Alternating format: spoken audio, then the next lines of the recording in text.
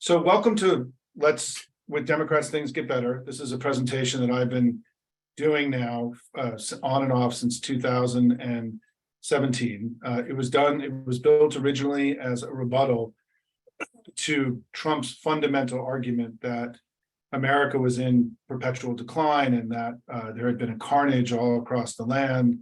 It wasn't the world that I was seeing, and I tried to mount an argument that things were better in America than people had understood. And so this presentation you're going to see today is a descendant of that original presentation, but some of the charts and graphs were set up at a time when there had been, that Trump was in the White House.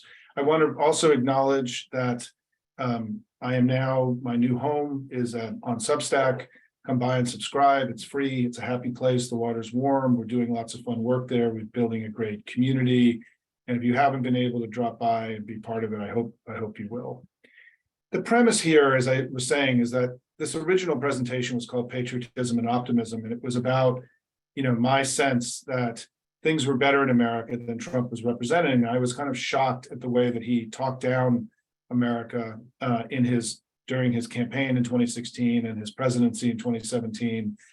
And I wanted to create an alternative story about our nation, the journey we've been on, than the Trump story. And so from day one, this was a story that tried to set up this basic contrast between the things getting better when Democrats were in the White House and Republicans continuing putting the country into the ditch, and which is really going to be the fundamental construct of this presentation. Our story today, though, begins in 1989. This is about when I got into politics. And I talk about the Cold War because really America, things so fundamentally changed with the ending of the Cold War. We forget now, but I mean, the world was not in a single global economy. I mean, part of what happened after the Cold War was that Bill Clinton extended the FDR strategy of trying to have the whole world be based around these four freedoms and American values, and where we were able to, after the collapse of communism, to create a single global system, single global economy, and things really changed in the world. We've seen enormous change since that time. I think more so than people really understand. And these are just some of my list of the things that have happened since 1989. And part of the premise of my analysis in this presentation is that you need to understand what's happened to the modern Republican Party is that we have to understand what's happened to when they've been in power in the United States. And what I like to say is that one of the great ways that you evaluate leadership in any institution is their ability to manage against change. And there's been a lot of change. And let's talk about how the two parties have managed against this change of this new era of globalization since 1989. And what you see and what you're going to see repeatedly is that Democrats have done a good job, that we have made things better, and Republicans haven't done their part and haven't done their job. And if you look at just this basic measure of job growth in the United States during this time, you see lots of jobs created by Democrats, not many jobs created by Republicans, and Trump being the first president to have net job loss on his watch since Hoover in the late 20s and early 30s. When you look at it this way, there have been, when I began this presentation in 2017 and did it through the Trump era, right, you see that the 16 years of Bush's and Trump, the 16 years of Clinton and Obama, the Democrats created 17 times more jobs in an equivalent period of time than the Republicans. And then Biden comes, and we've seen him create 7 times more jobs than the last 3 Republican presidents in just 2.5 years, a rather remarkable accomplishment. When you look at it as jobs per month, and I think this is actually instructive, it's a slide, this is a graph that the White House, a version of this the White House uses all the time, is that you see that Biden's created almost 50 times the jobs of Republicans in his time in office. Republicans over 16 years created 10,000 jobs a month over 16 years. Last month alone, there were over 200,000 jobs created. And so that would be the equivalent of almost 2 years of Republican job growth. I think it's hard. This slide to me really captures the failure of the Republican Party over this period since globalization began in 1989 almost more than any other slide or graph you're going to see today. Unemployment rate has gone up by an average of 2 points under these 3 Republican presidents. It's gone down by an average of 3 points under the Democratic presidents. Net job creation, and this is a slide a graph that I think should be on the front door of every Democratic household in the country, that we've created 49 million jobs, net new jobs since 1989. 47 million, basically all of them have been created under Democratic presidents. It's really a remarkable achievement. And that's, again, 16 years of Republicans, 18 and a half years of Democrats. It's apples to apples, right? This isn't some kind of parlor trick here, right? GDP growth tells a similar story, right? Biden's economy's grown at 3 times the rate than the Trump economy did when he was in office. And and by the way, I'm not going to take questions during the presentation. So only let me know if something isn't working, and then we'll have plenty of time for Q&A afterwards. We built in plenty of time. And by the way, this is just apples to apples comparisons, right? These are what happened during their presidencies. Job loss under Obama is included. Job loss under Trump is included. It's all the same, right? We also know that during this period, we've had an explosion of wealth in America, probably the greatest explosion of wealth in our history. We've seen the Dow has now been up 17-fold since 1989. Today, the Dow's at over 35,000. This slide is the only slide that I think is not updated. This is, but we're now up over 35,000, and you can see that the Dow grew dramatically under Democratic presidents. And let me just show you with the comparisons. This is the Dow at, increased under Clinton by over 200%, under Obama over 100%. Biden, it's not done as well, but it is up 24% since Election Day itself. This shows again that not only has the Democratic Party been the party of jobs, party of growth, we've also been the party of wealth creation in America. This is a remarkable achievement, and it's one of the real success stories of America during this period. You know, essentially the way to think about it is our companies were better positioned to take advantage of the world going from 1.5 billion, 2 billion consumers to 7 billion. We have outperformed the companies of all other countries in the world, and our equities have been bid up because of that, and the stock market's gone way up. It's a sign of the power of our economy, the strength of America that those slides represented, those graphs represented. We also know that people have done much better during this period as well. Not 17-fold. This is not a 17-fold increase. If you held equities, if you held real estate, you've made a lot of money during this period. But middle-class people have also gotten ahead. And this is just a sign. You can look at all the various demographic breakouts. It's not as much as we want. We shouldn't be satisfied with this. But there's no data showing that Americans have fallen behind in this period. And you often hear people talking about how the middle class has slipped backwards during this period of globalization. That's just not true. There isn't really any way to get there in the data. And I can show you this, cut this a million different ways. And you can see, like the other slides, we saw median income go way up under the Clinton presidency, went way up after we got out of the Great Recession under Obama. It continued to grow under Trump. And we'll see what the 2022 number is. Believe it or not, we don't have the 2022 number yet here. But again, this is not a flat line. You often hear people talk about how incomes and wages have flatlined or declined. This is not a flat line. And when we use that concept of a flat line, we're not taking credit as Democrats for the good things that we've done.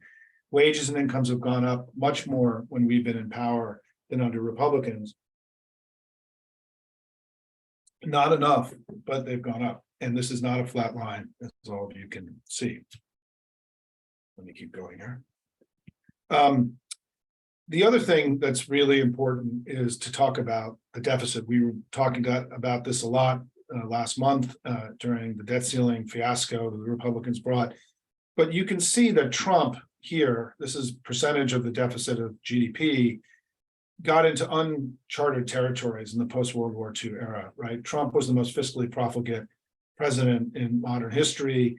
And the economic track record, the fiscal track record of the Republican Party has actually been not so good. The deficit went up every year under Trump. It's come down every year under Biden. And I'm sorry, there's a slide missing that would have shown you that the deficit has come down under every Democratic president. Oh, here it is. Under every Democratic president substantially, and it's gone up under every Republican president. If there is a party that can claim to be fiscally responsible, it's the Democrats, not the Republicans. This idea of the Republicans as a fiscally responsible party is one of the greatest red wave false narratives in our politics today, and it's one we just simply cannot accept. And then I joke that during the debt ceiling debate, you heard Republicans literally saying all the time, like, we shouldn't be spending money abroad in Ukraine, we should be spending it here at home. Our response was, hey, we just passed these three massive big domestic investments, the biggest domestic investments since the 1960s. And then their response, of course, is cut them all, right? And so, there really is something ludicrous about the way Republicans talk about the economy. There is no economics in much of their discourse, and it's something we'll talk a little bit more later. Let's talk now about the Biden presidency and how the American can-do spirit, even in a time of challenge during COVID, is alive and well. We have today, unemployment has hit in just recent months the lowest peacetime unemployment rate since World War II, the lowest unemployment rate in over 50 years.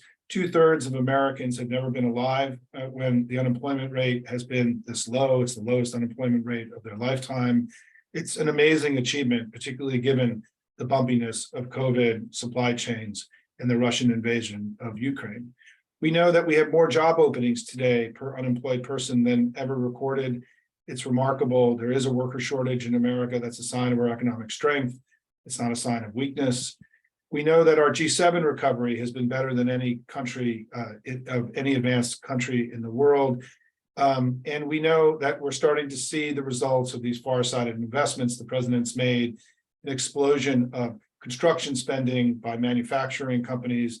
These are companies that are building plants here to employ workers here, to build things here in America. It's a game-changing set of data. You're seeing this all over the news these days. It's very real. It's part of the thing that's powering the strength of our economy right now. We also have seen very elevated levels of new business formation during this period, very encouraging, showing that people are taking the initiative to start new companies at historic levels. It makes our economy so much stronger over the long term. And we also have seen just in recent months, the lowest uninsured rate, the lowest poverty rates in all of American history, a remarkable achievement. You can see how the Democrats' embrace of the ACA has really has significantly lowered the uninsured rate. If Texas and Florida had embraced the Medicaid expansion, this number would be much, much lower. But we've made enormous progress in helping people get ahead by giving them the security of having health insurance for them and their families. And we now know also that inflation has come way down, that inflation is back to pre-pandemic levels. Just last month, it was 2.4% on an annualized basis, 3% over the year. You can see by historic levels now, we're in kind of the normal historic range. Let's hope it stays there. Certainly, it suggests that the Fed should stop raising interest rates. We've seen enormous progress here. And some prices, even in things like oil and gas, have started to really drop, not just, not rise, but actually come way down, right? And we know also that wages have been very elevated during this period. People in the bottom 25%, the bottom 50% have seen the biggest wage gains. This is very encouraging, and it's why, we're now back to being in positive territory on real wages, real earnings. People are getting ahead in America. That's an encouraging sign of where we are in the economy today. But also, I think the narrative of decline was always exaggerated, because even though inflation was high, wages were very high. So many people were keeping up with the inflation. Not everybody, but many were. And also because of government and programs after COVID, we saw a huge explosion of wealth at the very bottom percent, at the 50% of America. And so people had, one of the reasons the economies continue to be strong is people had savings, they had disposable income, and they continued to spend, and very encouraging data as well. And all of this has led to something that is still, to me, one of the most remarkable slides of this presentation, is this idea of worker contentedness. This is a measure of job satisfaction in America. And we are now in 2022, we had the highest job satisfaction in the United States in this poll in modern history over the last, since going all the way back to 1987. And they break it down into various ways of gauging job satisfaction, enormous satisfaction with wages, enormous satisfaction with being able to work at home a little bit more, to be around your family a little bit more. Lots of really encouraging sense of American people recognizing that things are better. We've also seen dramatic progress on the energy front. We've seen a huge explosion in renewables in America. We know that the president's far-sighted plan will be accelerating all of this in the years to come. We also, and this is very important because this is a central Republican talking point. The Republicans have been arguing for 2.5 years that Biden waged a war on energy. He strangled energy production in the United States, which led to higher gas prices, which led to higher inflation. Their explanation for higher inflation was that Biden had waged a war on energy. And you can see that we're going to have more oil produced in America in 2023 than any year in our history. Gas prices have come way down. As I like to joke, if Biden waged a war on energy, he did a terrible job. And so this fundamental talking point, by the way, if you listen to Trump, he talks about this all the time. This is a common meme still today. And there's more oil going to be produced in America this year. We are more energy independent right now than we have ever been in American history. And the Republicans' talking points on all this stuff is just unbelievable garbage.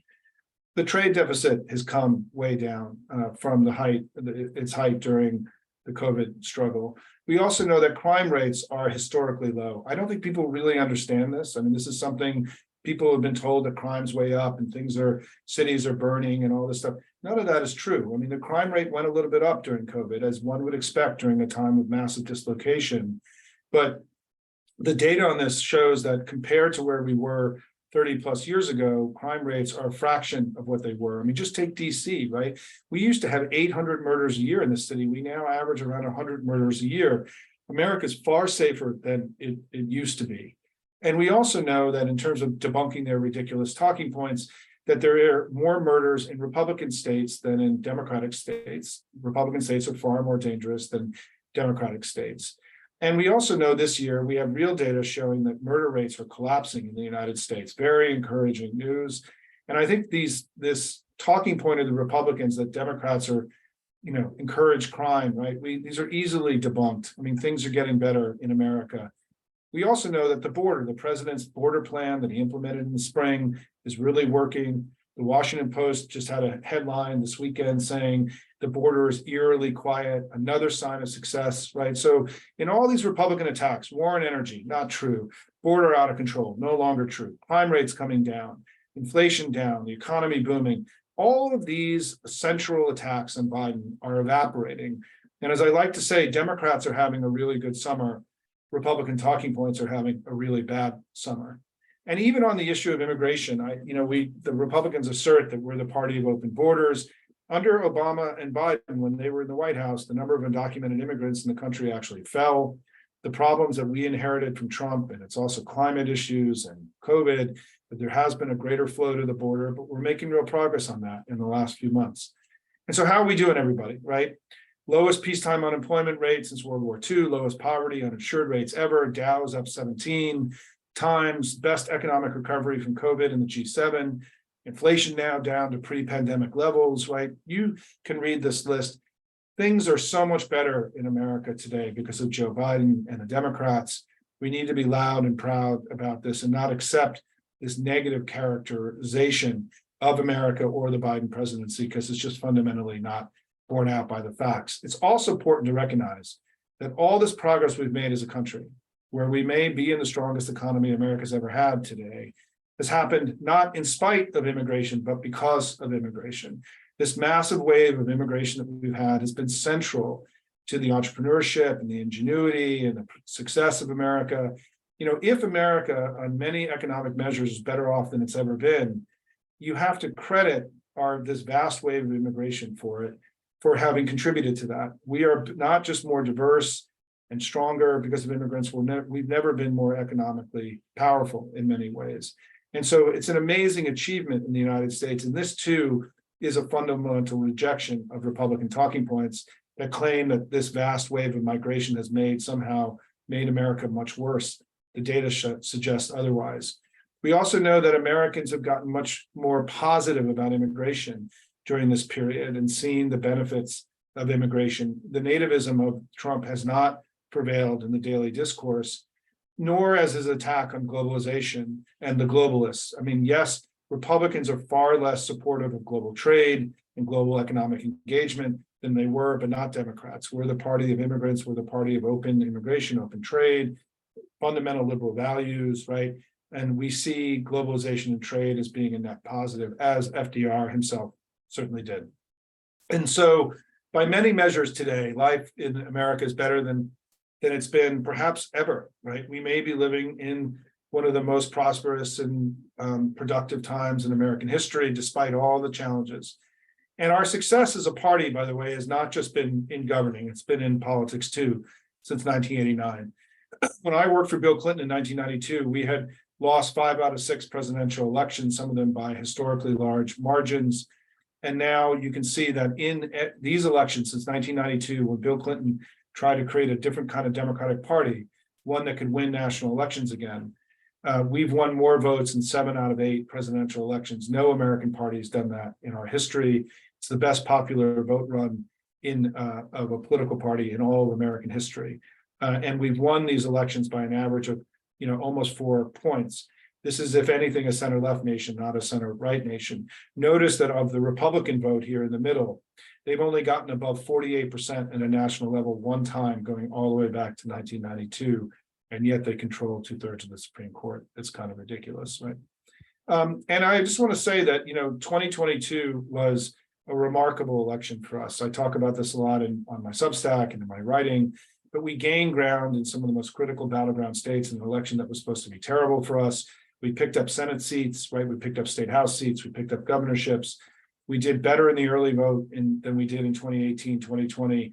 Our candidates dramatically outraised Republicans across the country. And the last 2 elections in the Southwest have been the best that we've had since the 1940s and 50s. So much to celebrate, a remarkable achievement in this last election. And as you look at sort of party ID over this time, you can see that, consistent with the national vote numbers I showed you, that basically there are more Democrats than Republicans. The Democratic Party, the 2 parties are not the same. They're not seen as being, 2 sides of the same coin. The Democratic Party has been more popular than the Republican Party. And the question I have, right, is that, if I'm right, and that since the late 1980s and early 1990s, there's been one good party and one not so good party, then people who grew up in that period after Reagan, who became politically aware, should view the Democrats more positively than Republicans. I mean, we've seen that. But let's look at people who are younger in America. And what you see here is you now see an enormous structural shift that's happened in our politics, where people who are under 45 are much more democratic than they used to be. The under 45 vote, the youth vote, used to be a jump ball vote in America. It was a contested vote. Now we have this huge structural advantage with young people, which is one of the reasons I talk about us needing to launch a national youth voter registration drive for the Democratic Party to take advantage of these enormous, opportunities that we have with young people. And by the way, note that Biden, even Joe Biden, not such a young guy, did well with young people because this advantage is now structural, right? It's a structural advantage. It's irregardless of who the candidate is. It's become an enormous asset. This is one of our greatest assets as Democrats. And I want to just make sure people are aware that from 1948 to 2004, we only broke 50.1% of the vote in one time in 1964. We received 50.1% in 1960 and in 1976, and then we received 43 and 49% under Clinton. And so in this popular vote run that we've had that's been so successful, we averaged 47% of the vote from 1992 to 2004. And then by leaning into this new coalition of Hispanics and millennials and young people in America, and now Gen Z, we've averaged 51% of the vote in these last 4 presidential elections. Look at this. We only broke 50.1 one time during this whole period from 48 to 2004. The last time that we averaged 51% of the vote over 4 elections was during FDR's presidency. The Democratic Party is strong. And it's why I'm advocating that we work now not to accept 51, but now work as we jump 4 points from that period from 92 to 2004, we need to jump 4 points again and get to 55. We can talk about that in our discussion. And you can see what's happening demographically in the United States is that older voters who vote more Republican are, becoming a smaller and smaller part of the electorate. And so this is very, very good news for us, which is why we have to keep leaning in with everything we got into younger Americans and make them central to our politics. There can be no kids' table for young people in America. So despite all this success that I've just gone through and all the economic data I just went through, we are still today underperforming with the public on the economy, given what we've done. During the 2020 election with Biden, he struggled on the economy. I think that basically the way to think about this is that we ran on COVID and defeating COVID. Trump then argued that we were the shutdown Democrats. And for some people that rang true, right? And they saw Trump had an enormous advantage on the basic question of who would be better for the economy, despite the economy being in an incredible recession during the election in 2020. And you can see in every measure, Trump had a huge advantage over Biden on the economy. And that then became part of the early Biden presidency. And this is a poll from June of 21 that shows us having this massive advantage on COVID, massive advantage on healthcare, barely any advantage on the economy, even though the economy was starting to boom at this point. So you can see this sort of big change. People had a perception that Biden, that there was a difference between Biden's handling of COVID and some issues and the economy. We were struggling with the economy. This is data from last week, right? You can see that on some economic measures, we're doing really well, particularly anything connected to healthcare. We have enormous advantages over Republicans, and for good reason, by the way. But on jobs and the economy, I just showed you that 96% of all jobs in America since 1989 happened under Democrats. Republicans have an advantage, and among independent voters, they have a big advantage. It's why I argue that we need to close this gap and get into positive territory in the economy. This is an urgent task for Democrats. If we can take this issue away from them, this is the only issue where Republicans are really connecting with voters these days, that we will have the kind of election in 2024 that we all want to have. So let me conclude. We've gone through lots of data. Let me just share some observations with all of you, my hopes, dreams, data, observations. One is we need to, at every step and every day, we need to reject this notion that there's a left and a right, and the two parties are mirror images of one another. There's one good party in America that's made things better repeatedly. There's another party that's failed to do its part. This kind of simple, facile left-right divide that people talk about in the United States and the sort of false equivalency, it's distorting. It creates an understanding of our politics that is false and wrong. And it's something that we have to reject at all times because it diminishes our achievements and obscures their failures, which is why we have to reject this kind of third wayism, if you want to call it, this kind of left and right, this simple symmetry. We have asymmetry in America, not symmetry. This is really critical that we reject this basic left-right positioning because it's inaccurate, right? And we have an obligation to tell the truth to our brothers and sisters here in America. I also think the period we're in feels to me a lot like 1945 and 46, where we're recovering from a single collective global trauma, trying to rebuild the world and keep it safe for democracy and freedom. Our party was called to do this before. We're being called again now, I think, to rise up, to make sure that democracy and freedom prevails here and everywhere all around the world. And I go back and I often, if you follow me on Substack, you know that I talk about this speech that was delivered in January 1941. This is probably the most important political speech ever given in American English, because the world that FDR imagined, and he wrote these four freedoms himself, he wrote these words himself in this speech, became the basis of the modern world that we all live in. It became built, the UN Charter embraced these four freedoms. The Universal Declaration of Human Rights in 1948 embraced these four freedoms. These four freedoms are the foundational understanding of how we organized the world after World War II. And they were based on this foundational democratic value, this liberal value of freedom. And it is really important because Joe Biden today is basing his whole campaign on freedom, this fundamental value of freedom. This is really important because it brings us back to this core foundational value of our party and the foundational value of the modern world that's being challenged now by those who don't want freedom, by MAGA, by China, by Russia, by others.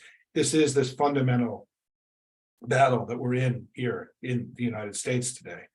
And this global order that FDR imagined and built has created and that our party imagined and built and maintained and struggled to maintain, has created a golden age in human history. There's never been a better time to be alive in the world today. More people who lived under democracy, life expectancy has flourished in unprecedented ways.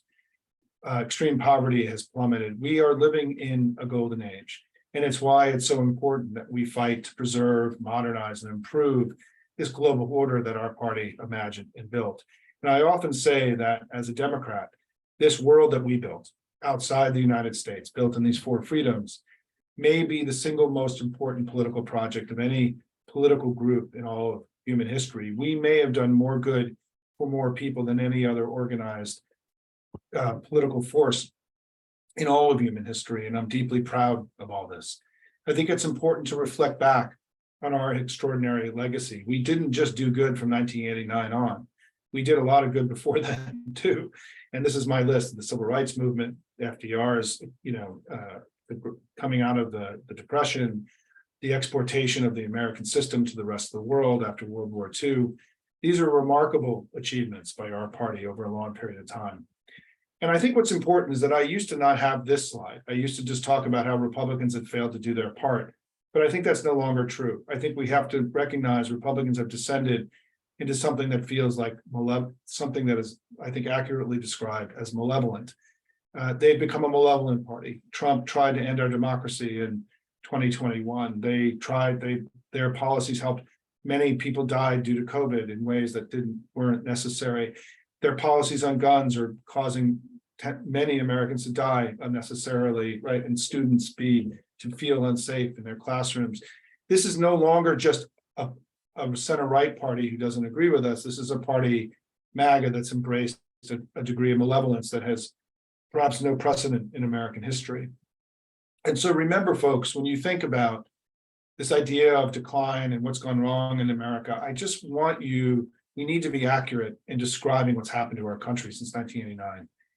It isn't our politics that's broken or Washington that's broken. It isn't the exploitation of the United States by rich people.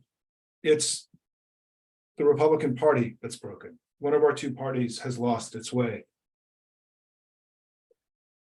and has let the country down and is now threatening our democracy and everything that we hold dear. We need to be accurate about this. This is painful talk. Many of us have good friends who are Republicans, but the thing that's caused our struggle in America has been the Republicans, not these other things.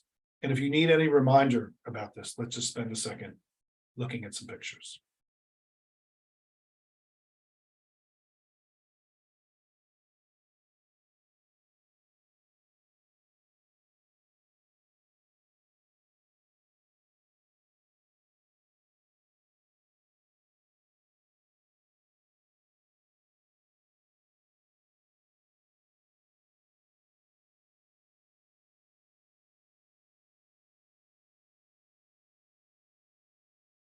Thanks, everybody. I hope that by spending time with this presentation and the work we do at Hopium Chronicles, that you become more of a booster for the remarkable party that you're a part of. We need to be loud and proud about our achievements and everything that we've done. And I think that one of the greatest challenges that we face now is that our party, which was called once before to defend freedom and democracy here and around the world, we're being called again. And we've got a big mission ahead of us. We're up for it. We've done this before. We need to do it again as Democrats. And I think we are in a time where we've got to go big and do the work that needs to get done to make sure that our kids and our grandkids have the same opportunities that we had. And so join me on Substack. It's called Hopium Chronicles. If you thought this presentation should be seen by your friends and colleagues, it will be there available to them and on YouTube. Please share it with them. And thanks, everybody. Let's get to some questions and appreciate your being with me here today. Okay, let me start with some of the Q&A that's been in the box, and good to see you, everybody. Let's just see. let me go up to the. So Matt Chisholm, hey Matt, it's great to connect with you. I know you've been very active on Hopium. I had not seen that we're now on a 2-year high for consumer confidence in the US. I'm not surprised. All the economic indicators are heading in the right direction. And I will make sure that I include that in my stuff on Hopium. So Catherine writes, charts and graphs, but emotions really drives people. Catherine, I just don't agree. I mean, I think that part of what I'm trying to do with this presentation and my work in general in Hopium is I'm trying to ground us in reality, right? I'm trying to make sure that people understand what's happening in their country, because I think part of what's happening, what drove me to start Hopium, was that I think there's an enormous amount of false information that have been pumped in by the right-wing noise machine in the United States. And I want to give our side, our people, the information to go make these compelling arguments. And what I talk about is that what I'm hoping that we do together is we reimagine the war room, right? The war room, which I was in 31 years ago, we think of the war room as like 20 sweaty kids drinking Red Bulls, getting screamed at by James Carville and producing videos. But what the war room really should be is 1 million, 2 million, 3 million Americans taking information like that I have and spreading it through their networks. We can't just give up, right? We've got to go out and make our case. Joe Biden's been a good president. The country's better off. I'm giving you all that data to go out and make the case. Now we got to go out and make it. We know from polling data that when people are informed about what's happened in America and about Joe Biden, their understanding of Joe Biden goes way up. There's a remarkable ignorance about the basic conditions of their country. And I'll give you an example. In that Navigator polling I showed you, one of the slides I used to have was they did a poll in early 2022 where they asked people, were there more jobs created in 2020 or in 2021? And in 2020, we lost 3 million jobs. And in 2021, we created more jobs in 1 year than any year in American history. So this should have been a simple question. And only 20% of Americans knew that more jobs were created in 2021 than 2020. That would be like Americans not knowing we had won World War II in 1946. And so we are living in a degraded and corrupted information environment, which is why, part of my work now that I'm doing is I'm trying to give proud patriots all across the country ammunition to make compelling arguments about the success of the Democratic Party and Joe Biden over this long period of time. That's our essential work. And I know we can be successful because we've had 3 very good elections in a row. And I think that MAGA is going to really struggle. It's why I think we shouldn't just accept 51%. I think we need to strive to get to 55 in 2024. And I can talk more about that, during the rest of this Q&A. And certainly that's the center part of the project of our Hopium project. Diana asks, where can I get these charts? These charts are, I don't release this as a PowerPoint deck, but on my Hopium site, and I will update the With Democrats section, but I constantly are producing new charts all the time for people to use. You can cut and paste and use them in your own work. There are many groups across the country that are now using these charts in their daily communications. The White House, actually, the core chart that you see the White House use all the time, the jobs created per month, that came from this deck and came from our work. And so, this stuff has been widely adopted and adapted, and people are now building their own. That's great. The White House is now really into the chart and graph game. If you look at Joe Biden's Twitter feed over the last couple of weeks, they're now building a lot of their own graphs and charts. It's really important, right? I mean, part of what's happened during this period in American history is that we've gotten less connected to truth and certainty. And part of what I'm trying to do with this data is to reconnect us to truth and certainty, to have firm ground underneath our feet, so there's less confusion about who we are, where we are as a country. This is part of countering the level of untruth that the right-wing noise machine is pumping into our system every day. And so I'm really adamant that we do need to get back onto firm ground. I mean, many Democrats don't know these things. I mean, it's amazing to me how ignorant we are about our own history in many ways. And I'm trying to help with this presentation, trying to fill in the gaps and make you understand that you're part of probably the most important political project in all of human history, and that we have to keep fighting really hard to preserve this global system that we built in the 1940s that have created more opportunity for more people than any other system in the history of humankind. So let me just go through, there's so many questions here. I'm going to address what Paula asked here about increase, about the fact that we're producing more oil than ever before. I just think this is a net positive, and I'm just going to disagree with many of the folks who come on here and talk about this. And I think it's a net positive for a couple of reasons, right?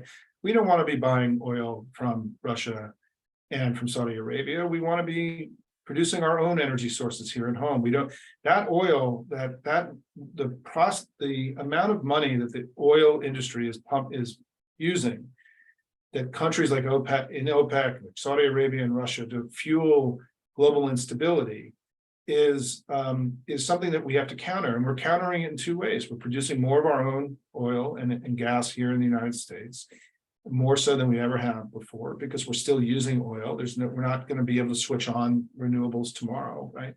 And we're also now accelerating investments in renewables that will make it less, that the day that we can get off of fossil fuels is coming much faster. We're doing both. This is a deeply pragmatic step. And what's important, as I said during the presentation, is that the central argument Republicans have made against Biden is that his presidency has been a failure because he's waged this war on energy, which is just fundamentally not true. And so in the real world of combat, when you're on television, in the real world up against Republicans, these are things that we have to discuss and debate. It's not, we don't have an option of saying, we just don't think there should be any oil. And frankly, I think it's a ridiculous position, to be honest, is that, of course, we need to be producing more oil. And so however you look at the energy picture in the United States, Joe Biden has been a remarkable success. The Republican strategy of just being more reliant on fossil fuels is an historic anachronism, and we should be far more aggressive about calling them out on this. They are partners with Saudi Arabia and Russia in politics. We are trying to create a new global reality. America is a global leader in climate change, once again. I'm very proud of Joe Biden. And Joe Biden has probably done more to get the world off of fossil fuels than any other person in the world in the last 20 years. And his track record on this is unassailable. We should be very, very proud about this as Democrats. Let me try to just jump around here. There's so many questions. Lenny, hey, Lenny, just email me this offline because it's a long question. I got asked about Joe Manchin and no labels and so on.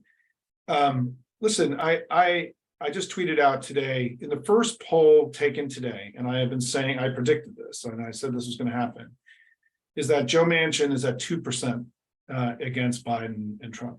There is no center lane for Joe Manchin to run in. This idea that he can run a competitive race and potentially become president, it's a joke. It's been a joke from day one. Anyone who knows polling knows that everything that the whole third way project is built on two fundamental lies. First, that they could mount a competitive race for president. It's not possible. They never will. It's never going to happen. It's just an untruth, an unbelievable untruth. The second lie is that the two parties are the same and they need to create an alternative. Literally in the very first paragraph of the new document they just created, they say that the Democrats and Republicans, Joe Biden and Donald Trump, are the same, and there needs to be an alternative. I just spent 30 minutes explaining to you how different they were. And so that also is a fundamental lie.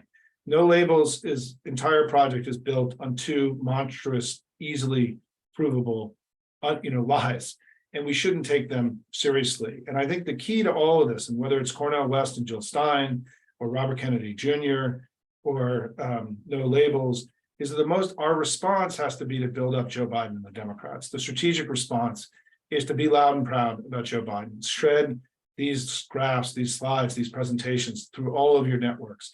Help us create 1 million information warriors who are pushing back against the crap the right-wing noise machine is putting into our discourse every day. I'll give you some data, right? Tucker Carlson at his height reached 3 million people every night. If 1 million of us every day reach 10 people, that's 10 million people, 3 times what Tucker reached. I think we have much more power than we understand as Democrats in being able to control the daily discourse in America and counter the right-wing noise machine and the negativity that they pump into our discourse every day with a positive story about America, a positive, uplifting story about our country, our role in history, about the work of the Democrats.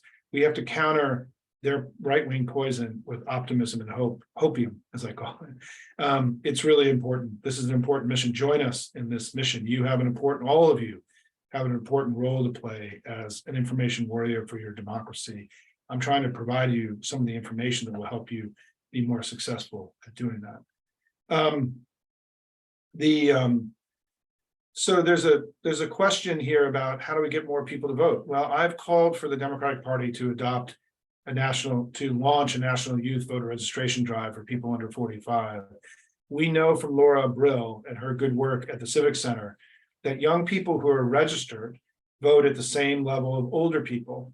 It's just that there's more unregistered Democrats, young people. So the way to close that gap is to launch a massive voter registration drive. I would just encourage anyone who wants to learn more about the ideas here about what to do, how you can launch your own youth voter project, is go to my Hopium site, look at the interviews I've done with John Della Volpe and Laura Brill. Laura is recommending us launching a national drive to register every high school student. Some of the groups that are part of Hopium have already launched similar drives. She just did an event with an Arizona group called the Citizens, I'm forgetting, Beyond Civic Engagement, I'm forgetting the Beyond Voting, Civic Engagement Beyond Voting in Arizona. They just did a meeting about launching a drive to register every high school student in Arizona that had 300 people at it on Zoom, right? So there's lots on my Hopium site. Hopium is not just about analysis, it's about doing, it's about getting stuff done in the real world, and hope you'll become part of it. And certainly trying to get more Democrat young people registered is, I have argued there's two big things we have to do this year to make the election next year the election we want it to be. We need to launch a national youth voter registration drive. And second is we need to amplify the good works of Joe Biden, particularly on the economy, to get us into positive territory on the economy. If we can do those two things, I think we're much more likely to have the kind of election we want to have next year, get to 55 and have it be a blowout election where it is understood as a repudiation of MAGA. We need MAGA to lose badly next year so we can start going back to having a normal politics where we're not worried that every 2 years, if we stumble, we lose our democracy. The only way we're going to do that is to make MAGA feel like a loser to Republicans. And the only way we do that is we got to beat them really badly next year. I've laid out theories of how to do that. That's core work we're doing at Hopium. Please join me there if you can. Let me just go to a few more questions.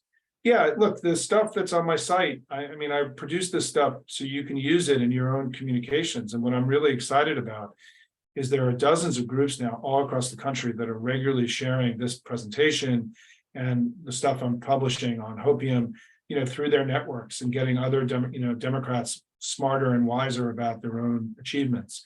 We have a lot to do here. We know, look, what do campaigns do? Campaigns put information into people's heads they didn't have.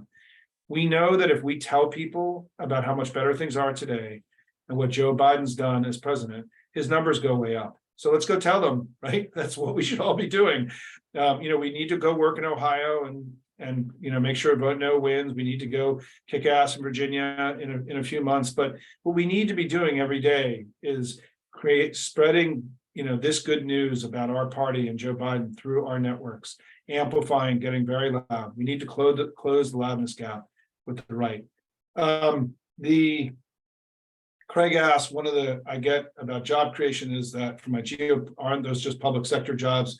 No, and in fact, under Biden, the public sector has actually shrunk under Biden, and these are all private sector jobs. And listen, there's a lot of just unbelievable right-wing crap in our daily discourse. Almost nothing they argue is true. I mean, what they were arguing is that inflation was too high. That was true, right?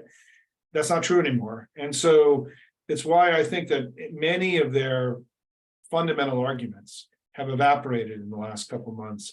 And one of the things I'm going to do, Craig, and Craig, thank you for all your good work. And I'm going to figure out how to take the stuff you've been doing and spread it more with the Hopium community. We have work to do on that. You've been challenging me on that. And I haven't really been able to do what you've asked. But what I'll tell you is that as you spend 6 months, if you spend 6 months hanging out with me and other people who are sharing this data, you're going to be able to rebut all these silly arguments by the Republicans yourselves.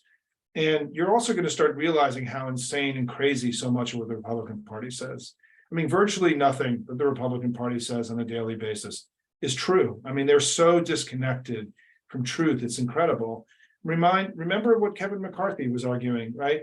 That, I mean, the Democrats are the party of creating more debt and deficits. And yet I showed you that we always bring the deficit down and they always raise it. I mean, everything Kevin McCarthy was arguing a few months ago about debts and deficit was just untrue.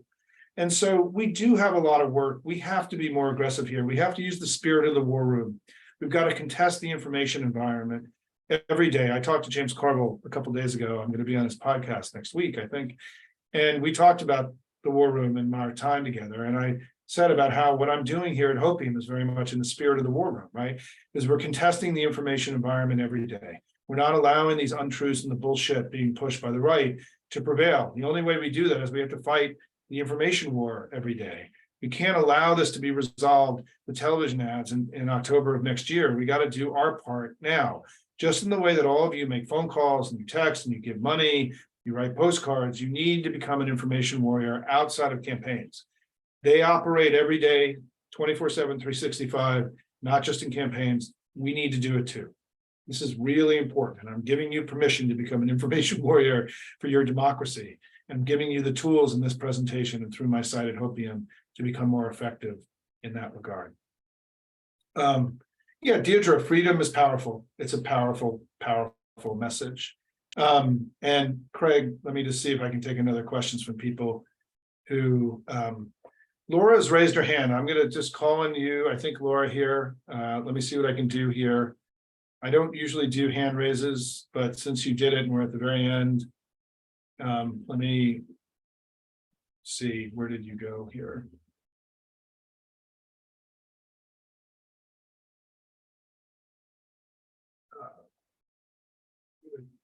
Laura, just dive in. Okay, Laura, jump in here. Lauren, I'm sorry, Lauren. Oh, me?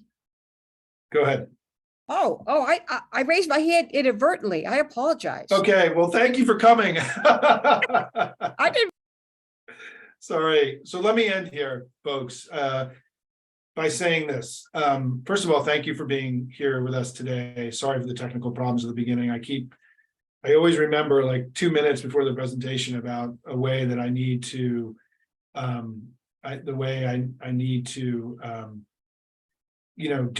organize my PowerPoint because I'm using a different computer than I normally use. It's a long story. Who cares, right? But let me say this. Joe Biden has been a good president. The country is better off. The Democratic Party is strong.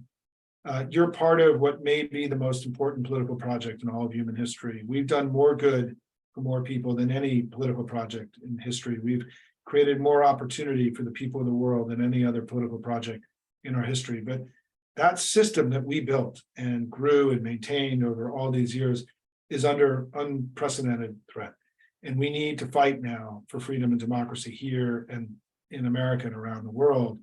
It's why I've started Hopium. I think that we have to understand that the nature of this battle that we're in, that everything that we hold dear, all these things that we love about America are under threat. And the way that we fight back is by being information warriors in our daily discourse, being loud and proud about the good work that we do. And then we need to go win elections, and we need to go win this next one really big. We need to get to 55. I'm confident with all the passion and love of country that I experience every day with all of you, that we can do this. We've been very successful in the last 3 elections. We've outperformed expectations in all 3. We've still got work to do. And what I'm trying to do in my new project after all the years of being in the trenches for Democrats is I'm trying to produce information and analysis that's accessible to regular people. You know, that my audience forever at NDN was 500, 600, 1,000 people, insiders in DC. I've now taken that world and sort of putting it outward into the public. It's taking me a while to produce stuff that's easily digestible for regular people. I'm still working on that and getting better and better because I spoke to elites for a long time, decades, right? Now I'm trying to go out and speak to you. I'm not trying to reach voters. I'm trying to reach democratic activists, the 1 million, 2 million people who are doing work, making all of you more effective at what you do in defending your country every day. I think, because I believe that that's how we defeat MAGA for good. It's not going to be Joe Biden in the campaign. It's going to be 1 million and 2 million people who've stood up for their democracy in these last 3 elections, who've given us unprecedented amounts of money, that have allowed us to make to push early vote through the roof and pushed our performance to the upper levels through their volunteerism and their donations. Together, we are changing the world, but we've still got a lot of really important work ahead of us. I'm really proud to be in the trenches with all of you. Keep working hard, everybody. If you think this is a presentation that needs to be seen by your friends, email it to them, right? Spread it as wide as you can. I want Democrats to feel better about this party that we're all part of and to feel better about their president. We need to be loud and proud, everybody. Thanks so much for being here today. Take care. Keep fighting hard.